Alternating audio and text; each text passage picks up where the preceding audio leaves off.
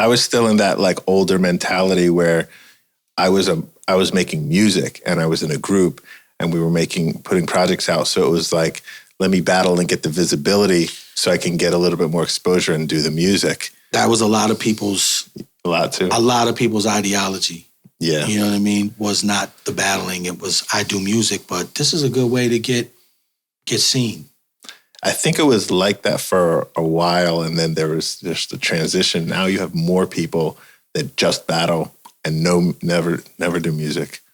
It's crazy, music. But yeah. So that's what I did. I wanted to just get on grind time because I saw how big it was getting.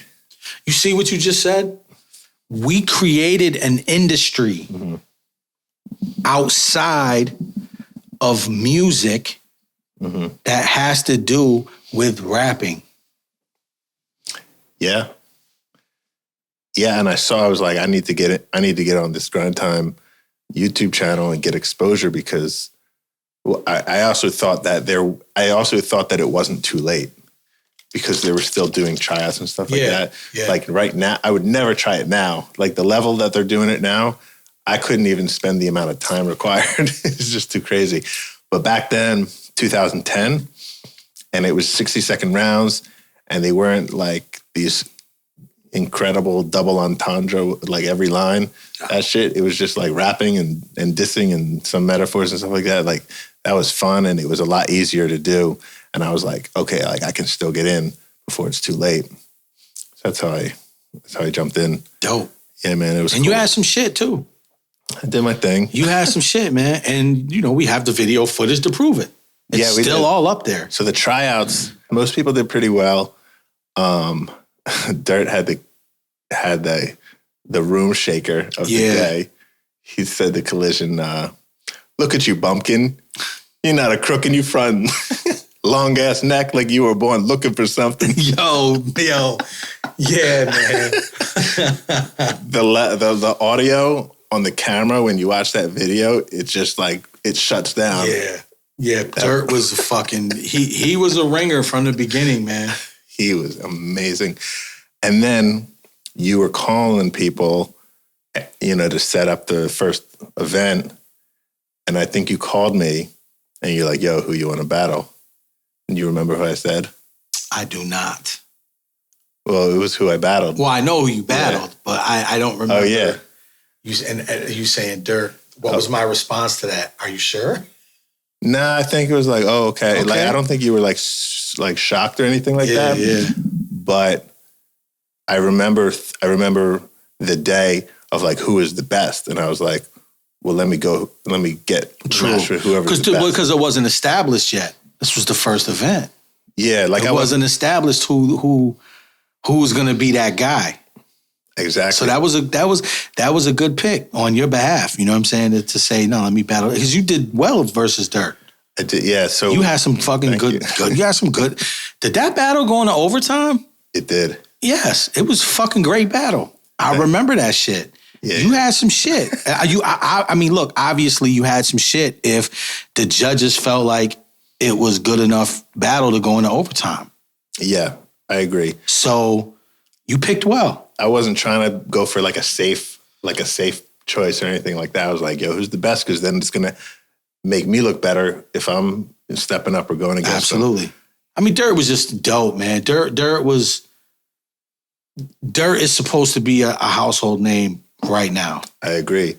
He had, just from what I heard, is that like he had opponents that never showed up, or like he was promised money and never got paid, and like business dealings fucked it up where he probably just gave up, like, fuck this. But like, I agree with you. If things had gone in a more positive direction for him, like he was killing everybody. He just also was doing too much too, though. He took too many battles. Okay. You know what I mean? Like he was just taking battles back to back. He was burning himself out, but he wanted it. Yeah. He wanted it. And he, I mean, I'm not going to lie, man, like Disaster, for the new GTX, hollered at, they were on a phone call, and he asked, yo, how can we get a hold of Dirt? That would be amazing. You understand? And, obviously Direct is going to be like, well, just one. Uh-huh. You know what I'm saying? So and then Direct hit me up a couple weeks ago. It's not, I speak to Direct, not on a regular basis, but like, that's the homie, you know what I'm saying? So he hit me up and was just like, yo, can you get a hold of Dirt? Like Disaster literally was asking about him. I was like, yeah, I did what I was supposed to do. I sent the message to Dirt. Dirt sent the number back. I sent it back. I don't know what's been discussed or if they've even spoke. That's dope. But, I'm not going to not make that connection. You know what I mean?